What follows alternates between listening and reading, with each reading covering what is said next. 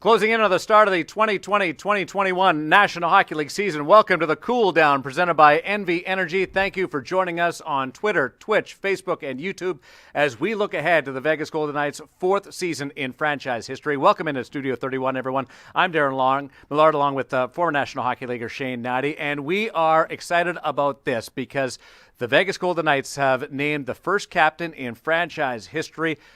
And it is Mark Stone. He came over a couple of years ago at the trade deadline and settled in seamlessly and has taken control of this franchise and will be the first one to wear that C. I have not done this very often, but before you hear from my co-host on a half-hour season preview show, we will hear from another voice, and he is the man of the day in Mark Stone. It's been a busy one for you since the news was released. Is all this media attention helping you settle into the fact that you are the first captain of the team? Yeah, I think it's kind of a blessing not having all the media at the rink, being able to do it over Zoom. Didn't have to, it wasn't too crowded in the locker room. What's been the reaction like for you from your own teammates and, of course, your friends and family? Well, I think it's just a lot of excitement, not only for this, but for the season in general. We feel like we're a contender. We feel like we have a chance to win. So we're just excited to start tomorrow. When did you get the news from Pete DeBoer, and how did he tell you? He called me into his office. I think it was last week. I'm not exactly sure what day it was, but just kind of, oh, sorry, my dog's crying in the background. Just started, he said, kind of gave me the opportunity to lead this team and be the first captain. And if it was something that I was up for and something that I'm really excited about. Mark, first of all, how did teammates react? I'm sure it was some positive, a little bit of maybe some good jabs back at you. But that said, you've talked a lot today about how important this core group, the leadership that's already there, how beneficial to you is it being the new captain and having those type of players behind you? Yeah, I mean, that's everything. Not one person can do this on his own. And I'm obviously no different. There's going to be learning curves for not just me, but everybody. So having that foundation already set, it already has a great start to a great leadership group. I don't want to age you, but we did play for the same captain, and you mentioned him today, Daniel Alfredsson of the Ottawa Senators. I've got a lot of years on you. Daniel was early in his captaincy when I played for him. But you mentioned a lot of the similarities I thought of when I think of you. And was he a guy that influential on you early in your career? Yeah, I think he was. I mean, I didn't play a long time with him, but, when I was 19 and 20 years old, going into an NHL dressing room, that can be pretty intimidating.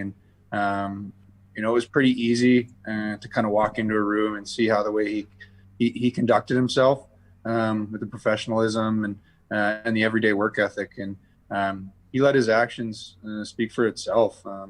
Played the game hard, was one of the best players to ever play this game. And those kinds of guys are the guys I looked up to. What do you look at the captain's role, and how do you describe the responsibility that comes with that? I don't know a ton's going to change for me. I think since I've been here, I've tried to lead by example. That's kind of the way I am. I'm passionate about the game. I'm passionate about playing for this team. But I'm sure there's going to be little things that I'm going to have to take responsibility for now. As a leader on this team. So, I'm going to learn as I go and learn from any mistake that I make. Well, it's human nature. You always get motivated, you get excited about that first game of the season, which I'm sure you and all the teammates are ready to go tomorrow. But is there maybe a little extra having that C on the front of your jersey?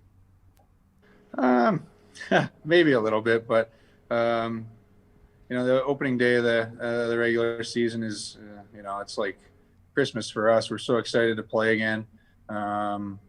This is going to be obviously a different year, but I think T-Mobile is going to be rocking tomorrow, even without fans. It just has that electricity to it, has that buzz in and around it. So we're pretty excited to get playing, and When that time comes and we can have the fans back in T-Mobile, it's going to be even that more special.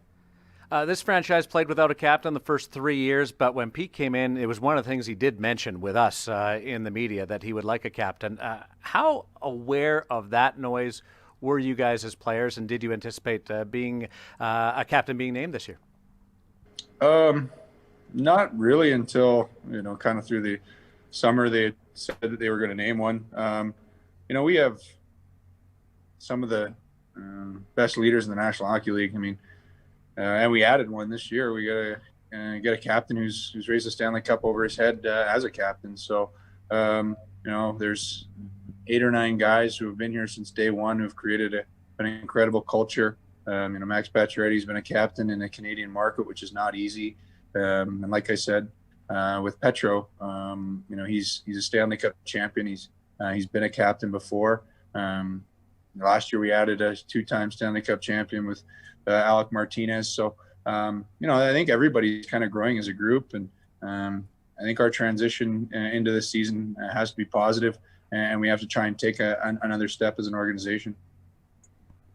Well, and you look at this group, you've talked extensively about best team you've played on, and now you're helping lead the way, you said, with an incredible support group here.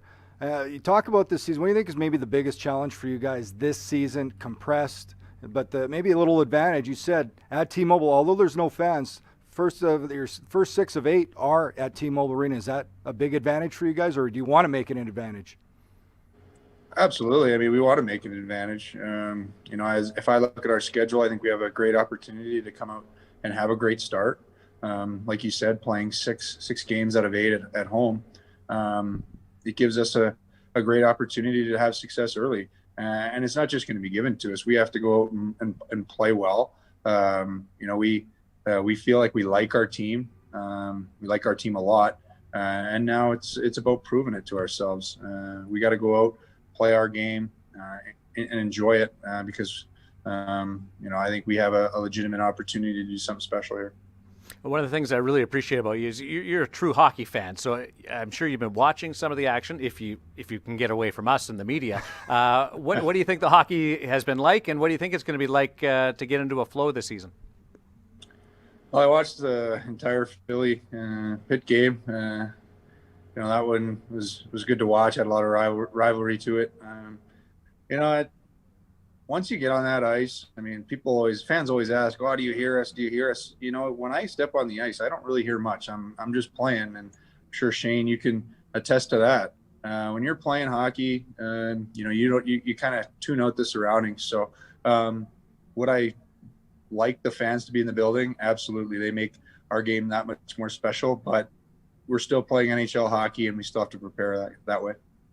Well, and I think you're right, but there is one thing you feed off, and you feed off your teammates, and that's one thing we all know. I know you maybe don't talk as much, but your emotion in the game, Mark, when you get excited for any good play, your teammates, that's infectious and runs through the team. Have you always had that right from a young age? Yeah, I've loved to play this game. I love winning. I hate losing. So, whatever. Whether it's me or any of my teammates can do to help us win, that gets me fired up, and that's kind of the mindset I've had. And now that I've become an NHL hockey player, it's hard to take a day for granted in this league. You never know when your last one's going to be, so I do everything I can to try and enjoy it and try and win. You look really comfortable with this decision. Are you? Is that really soaking in like that? Is what we see is the reality? Yeah, I am I was obviously a little bit nervous today, but I'm comfortable in my own skin, as I think most of us are. So I'm excited to get going. This is a new opportunity for me, and it's a new opportunity for our team, and something I'm looking forward to, and a challenge I'm looking forward to. I want to be relied on. I've always wanted to be relied on, and hopefully I can take another step and helping this team get to our end goal. Okay, before we let you go, are you going to keep the flow long and outside the helmet? I think it looks pretty good on my helmet. I love it. I'm jealous. Some people Yeah, that's what I'm a little bit worried. If I shave it off once, I don't know if it's going to come back. Well, I doubt that. Well, an excellent choice by the Golden Knights. Yeah. Congratulations again, Mark. Just an incredible honor for you and well-deserved. Thanks, guys. Really appreciate it. There's Mark Stone getting ready for tomorrow night against the Anaheim Ducks. I think he might be done with all the obligations now. Yeah. But do you get that same feeling where he is really just at home and at peace with this? Well, when they started talking, throw around a captain, he was the guy that comes to mind for me immediately. And this, even goes into last season. It's a natural fit because you'll learn how to be a better leader, but you can't be taught to be a leader. This was, it's ingrained in Mark Stone, the way he approaches the game, his love for the game, his passion, the emotion he plays with. And I said that it does. If I'm his teammate and I see how excited he's getting, if I do something good or he scores a goal, that fires you up. And it's the way he handles himself. It's not only the on ice, it's the off ice, how he conducts himself around those players. He has respect. And those are the guys that are leaders. I talked about Daniel Alfredsson, quiet leader that went about it. It's not always vocal. It's not always a guy going in there screaming and shouting. It's a guy that can conduct himself both on and off the ice professionally in every area. And he's one of those guys that you get drawn to those type of players. That's why they're leaders. That's why they're captain material. Daniel Alfredsson, I played for Zdeno Chara, the same thing. You command respect different ways. They've commanded it through their actions. I played for Scott Mellenby, who was a captain when I was in Atlanta. 20 years in the NHL. He was a top line center early in his career. By the end, he's a third line, but so much experience, so much you can learn from those guys, commanded and got respect from the room. So there's different ways, there's different leaders, but Mark Stone fits the bill. He checks all the boxes for a great captain. So you mentioned Mellenby, and he was a captain at different stages of his career. How important is it, though, that your best player or one of your best players is wearing that C? Now, Mellenby was different because of the organization. He had a lot of experience. He was incredible. A big part of my growing and learning how to be a leader it came through him. But yeah, you'd like your better players because that forces them. That's your top player. They hold themselves accountable, even almost to a higher standard, because they know the team's looking. If they're going to put blame, they've got to make sure their game's in check. If you're going to call someone out, you look at yourself first. You make sure your game is on track, the way your professionalism is, how you prepare for a game, your routine, how you handle yourself away from the rink to make sure you're both mentally and physically ready, game in and game out. Expressive Mark Stone will be on the ice tomorrow night at T-Mobile Arena against the Anaheim Ducks. Looking forward to it on Fox Sports Las Vegas on the radio and AT&T Sportsnet on the television side of thing. We have full 1-hour pregame shows on both channels. Alex Pietrangelo will be part of opening night as well, so there's a couple of different headlines in this. And Pietrangelo plays his first game as a member of the Golden Knights. What are you going to expect from him? What can you tell the people to expect?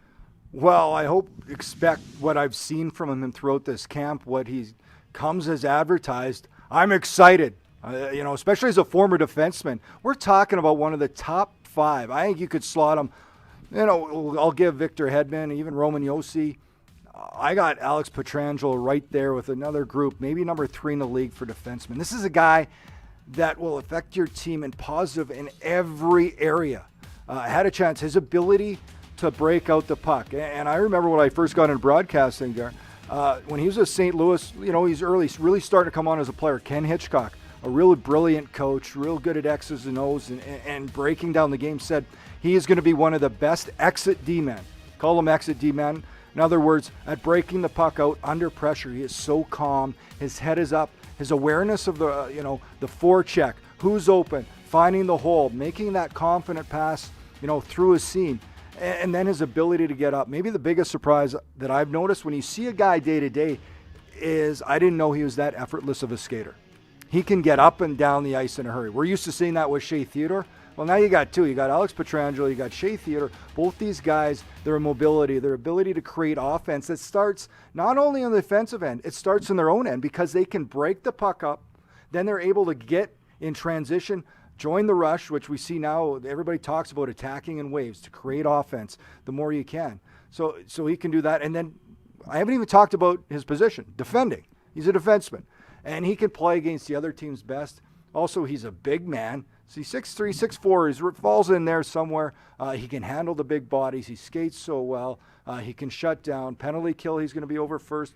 Power play, him or Shea Theodore will be over first. But it's two options. It just strengthens your lineup and every facet of your game having a player like this. It is really unique, and you can see why they were so excited and why we knew it is to be able to acquire a player. We saw now their captain they got through free agency, and Alex Pietrangelo.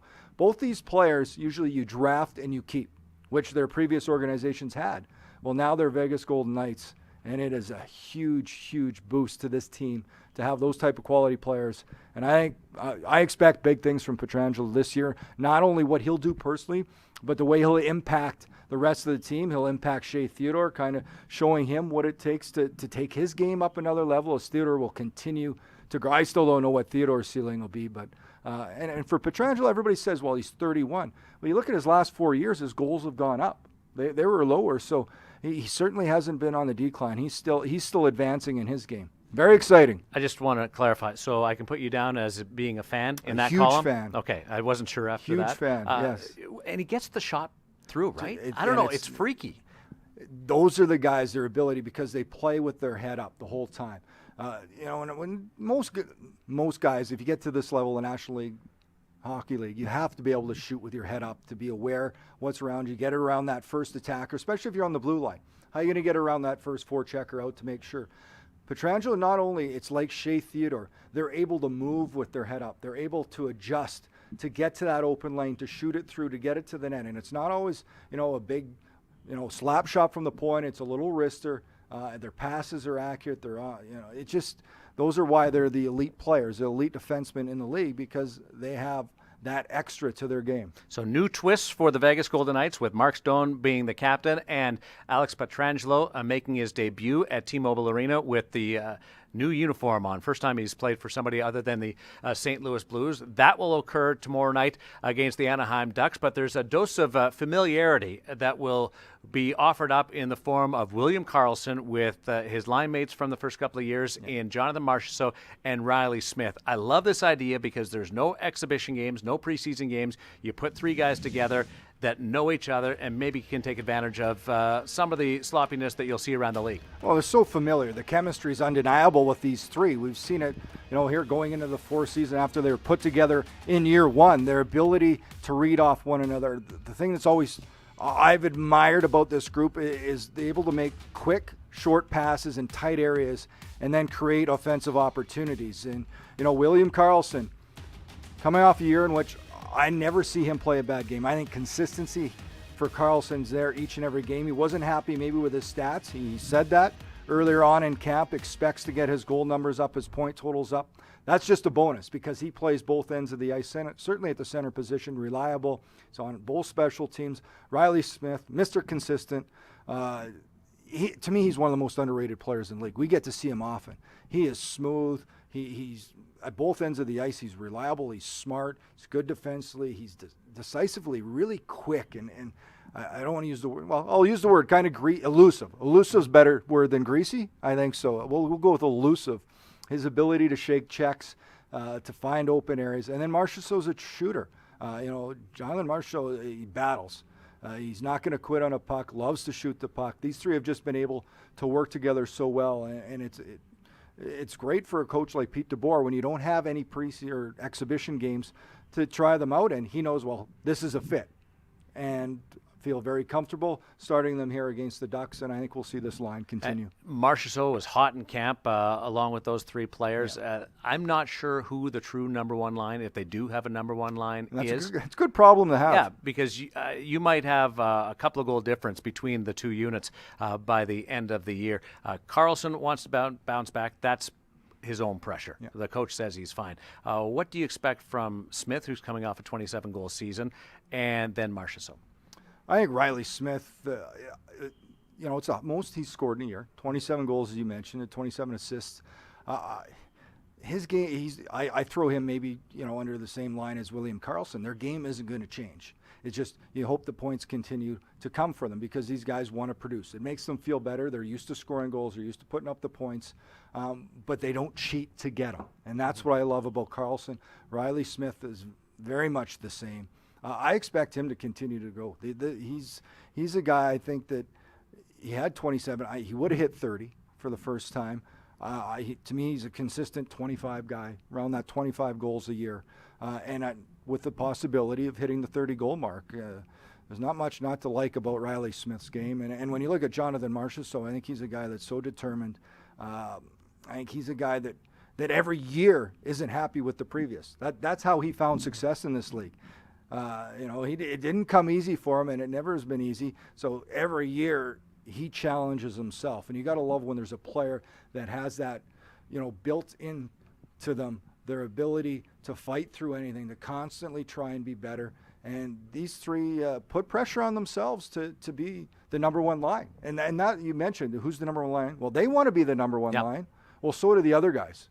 And that is great when you have maybe a little internal competition between the lines to see who can be that one that's relied upon, who's going to be the line called upon when you're down a goal. That's what fires competitors up. That's why you get to the professional athlete level, is by having that competitive fire. I leave it up to Dave Gosher.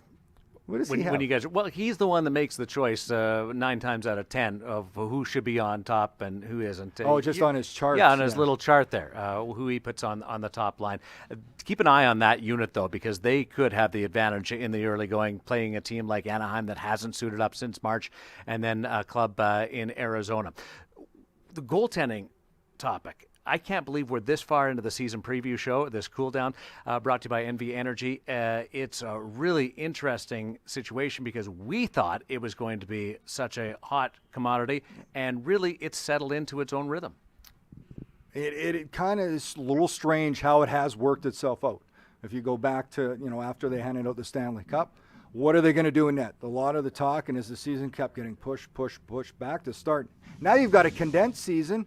Well, one of the best things that could happen is to have 2 number one goaltenders, and that's what the Golden Knights have in Robin Lehner and Marc-Andre Fleury. 2 guys that Pete DeBoer said are going to split the games here to begin. Then they'll see where it goes, reassess, and decide then. So for me, I'm comfortable with either of these guys. If I'm a player on the Golden Knights, I'm like, all right, whoever takes the net, I'm completely comfortable. I feel we got an advantage against our opponent because these guys are as good as they are in the National Hockey League, and we have 2 of them.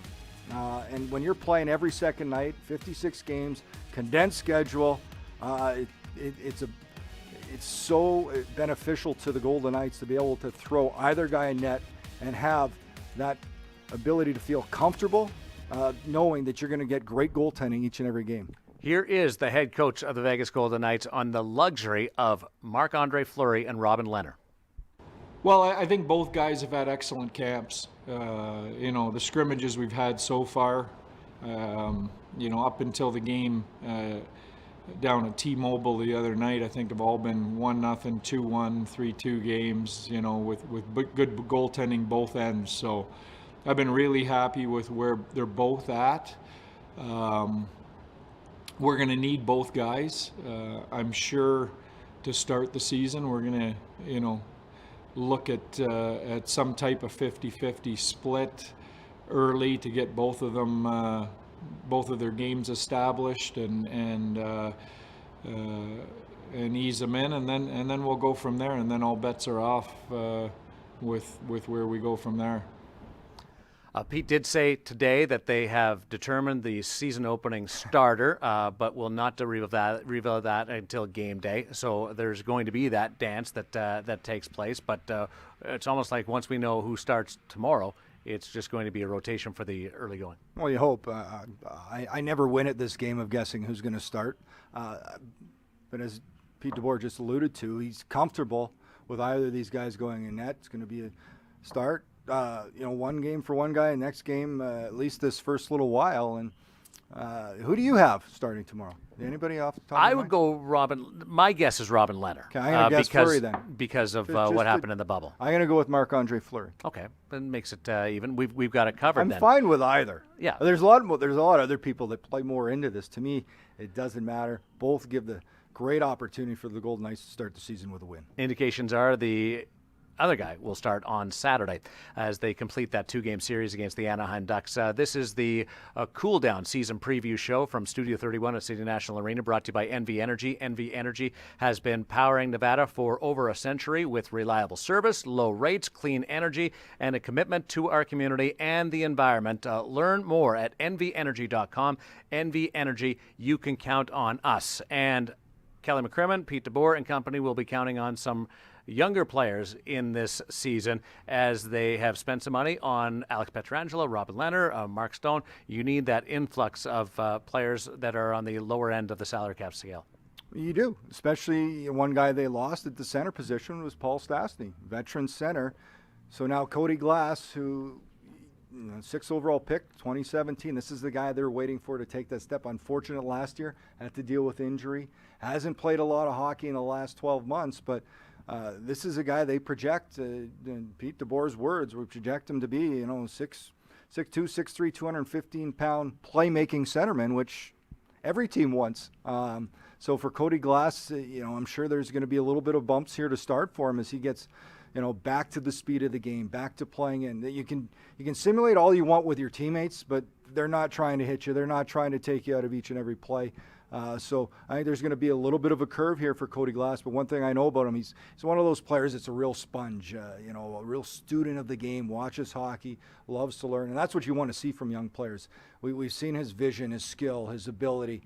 He's put on more muscle. He's gotten faster. He's gotten bigger. That's what the continued progression of those type of players. Now it's a matter of putting him into those game situations, and you can see how he reads and reacts. There's a lot of speculation that he would be back between Max Pacioretty and Mark I Stone. guys might have speculated that. But coming off the injury and not playing in a while, being on the unit with Alex Tuck and Nick Waugh takes away a little bit of the pressure to produce points right away. Well, and I think much to what you talked about, having Carlson Smith and Marchessault together, Chandler Stevenson spent a lot of time between Pacioretty and Stone, and they had a lot of success. So it's another line that there's already built-in chemistry. So for Cody Glass, it's an opportunity to play with a guy like, Alex Tuck, who's got a ton of speed. If he can find him down the wing, he'd be able to distribute that puck coming up the middle of the ice. Nick Waugh, I know how good he is defensively. That's kind of how he's coming in the league, but there's another side to his game. He's got more offensive. He's got some good hands in tight. He's a big body, knows when to hang on to the puck, knows how to, make plays in tight areas. He can go to the front of the net. I think it's a good line. I'm very intrigued to see how these three can play together. They're all still three young guys, so I think should be a level of excitement for the three of them playing together in a challenge, saying, "Hey, let's show these other two lines or three lines what we can do." The fourth line we know stayed the same. Yeah. They're comfortable. You know what you're going to get from Reeves, Carrier, Nosek. The Glass Tuck Waugh line is the one that I'm very intrigued to watch to see how they can continue to grow. It may not happen right away. Maybe it will. And if it does, great. It's just it's a bonus for the Golden Knights. How about this fifth line? We have a bit of that happening right now because of the unique approach when it comes to the combinations for the Vegas Golden Knights going into this season. Some of this has to do with leaning on the players that you have on the back end and being able to really take advantage of Pietrangelo, Theodore, along with Martinez and the growth of Whitecloud and the stability of McNabb. But the other part of it is some of the salary cap influence there. So there's Keegan Colasar is going to be the 13th forward and 5 defensemen. Yeah, the 5 defensemen, and good for Colasar, who's he's another player that, he's got some bite to his game. There's some offensive ability. Hasn't had much NHL time, so it's a good position, maybe sitting in that 13th forward spot for him to get into the games. But I'm intrigued by the 5D. And, yes, it's not traditional. Usually, you got 12 and 6 and 2. But this is something I'm excited to watch how it plays out. Because I remember the only time I ever played when we go to 5 is when somebody leaves the game. And when they leave, you go down to 5. All of a sudden, everybody's going. You don't have time to think, and you get into a real groove. And when you look at the strength of the 5 they have with McNabb, Pietrangelo, Martinez, Theodore, and Whitecloud, I think the emergence of Whitecloud's game certainly has helped this scenario. Zach, last year joined the team, played really well, then the pause, and then he came back out of the pause into the bubble. A confident player, a guy who felt like he belonged in the NHL and played like it, more comfortable with the puck. And even another step this year, watching him in camp, the plays he's making. He can distribute the puck, which you need from your defenders. And he's gotten stronger. So now I think he's always been reliable defending. He's going to take another step here because the way you're going to rotate, he could be up against the other team's best, depending on how the rotation files out here for the Golden Knights on the back end. But certainly a strength having 5. And the biggest thing about it is, if you're the opposition, you've got Pietrangelo or Theodore rolling out 2 out of every 3 times, maybe 3 out of every 4 times. You got one of those guys on the ice. That's a tough matchup. Your forwards are really going to have to be aware. And how do you get your fourth line out against that? So it's going to give a little bit of confusion to the opposing coach on matchups. So there's some things to like about it. It's not a permanent thing. I think you can't do this for the whole 56 games. Not with 56 and 100. No, yeah. It's too much, but certainly excited to see how this plays out here in Game 1 tomorrow. There's 2 approaches to coach that style with 5D. 2 pairs and spot the 5th guy in, or you just go Strict through rotation. a rotation of the 5 defensemen.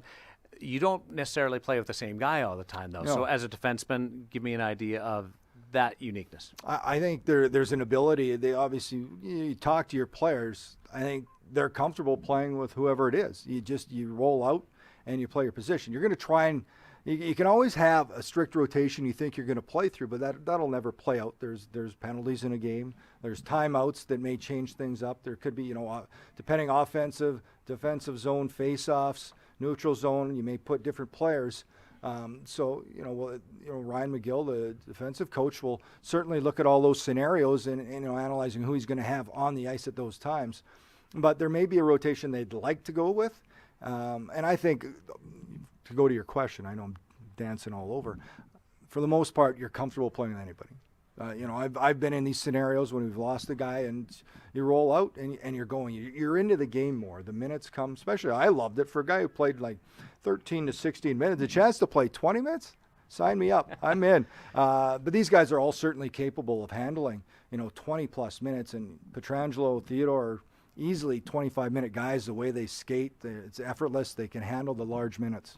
It does, to me, increase the possibility of seeing Theodore and Pietrangelo on the ice together a little bit more. This is the Cool Down season preview show brought to you by NV Energy. There is an opposition, believe it or not, going to be in the arena at T-Mobile tomorrow night, and that is the Anaheim Ducks, a team that has not played since last March. This is their lineup. They have gone through a couple of changes, one significant addition in Stanley Cup champion Kevin Shattenkirk, who joins that blue line. But this is still a hockey club that is in a rebuilding phase. Well, they certainly are. You mentioned Shattenkirk comes, an area that the Anaheim Ducks really struggled was power play last year, 30th, so Shattenkirk helped there. Ryan Getzlaf back again. That top line has got some talent. Ricardo Kell, Adam Henrique, and Silverberg. So there's some guys that can score there, and there's a lot of youth on this team. They're looking for this youth to take another step. They weren't happy maybe with the way they all played last year. Dallas Aiken's a tough task. Went with his young guys, and they felt maybe a little too much last season. But now, moving forward this year, they want to play to win. Talking with some people from Anaheim, a lot of the talk, and it's interesting because talking about in the West, they're all fighting for that 4th position. Yeah. Everybody kind of, and nothing's a lock in my mind. I've been watching hockey too long. Colorado, St. Louis, Vegas, everybody's kind of got locked the top 3 and then fight for that 4th position. 5 teams for 1. Yeah. So when you look at Anaheim, not having played since last March, there's one option is there's going to be a ton of rust and it's going to take them a while to get going. The other one is just unbridled enthusiasm with the young players that they have, and they haven't played. They'll be so excited to play, even though it's their first experience without spectators. And no expectations. Right. So no pressure whatsoever. And you're right. It could come one of 2 ways. Could be a good game. Golden Knights should win. I think they're the better team. I think they've got to jump early on the Ducks, try and take advantage, make them uninterested as early as they can in this game. The one factor for me, and I think he had an off year last year, is John Gibson.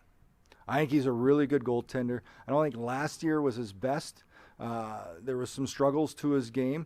I've heard he's come back to camp with a whole new mindset, ready to go. Has looked sharp in camp. So John Gibson's the type of goalie, when he is on his game, he can steal a game. And that's what the Ducks are going to look for at times. I think it's going to be interesting to watch because they're going to I imagine they're going to play him until he almost drops. Because Ryan Miller, they signed to a contract, but what's Ryan Miller, 39 now? Yeah, they're going to play. Gibson's going to get twilight of his career, Shane. Twilight. He's young to me, but for every which way you look at this, the Golden Knights, you match the lineup, and it's like, okay. And that's where they've got to understand. You can't look at this Ducks lineup and go, okay, guys, we should have. No, they've got to worry about their game. That's where the focus needs to be. How they want to go out, how they need to execute, play with that energy, and make sure they're on the top of their game. Not when it's 56-game season. A slow start is even more penalizing. Exactly. Before we go, your thoughts, emotions about an opening night. There is something really special. You were in that environment for a number of years. Always excitement, adrenaline to go out and step on the ice for the first time. That home opener, a little different this season, but still, I think these guys are excited. They've been competing against one another so long here in camp. They are excited not only to play that first game, but to have an opponent, especially Ryan Reeves. You can't tell me he's just itching to get out there and hit somebody to try and run them. And it's going to be a whole group of them. There's a lot of excitement here. The T-Mobile Arena still creates a lot of energy without fans. Of course, we'd love to have them there, but you can't right now. And, I think the sound, the music, everything that's going to happen, the pregame. It's going to be different than what we saw in Edmonton. Yes.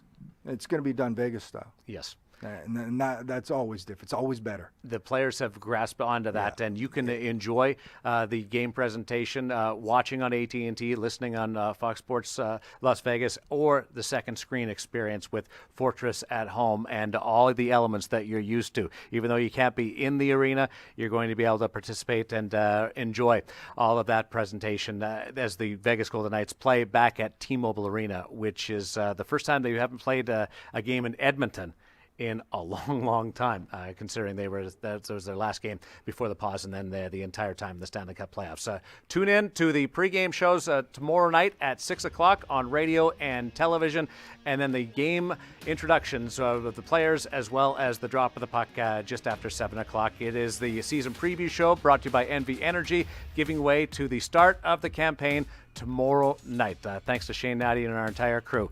We'll chat with you. It's game on at the VGK and T-Mobile Arena.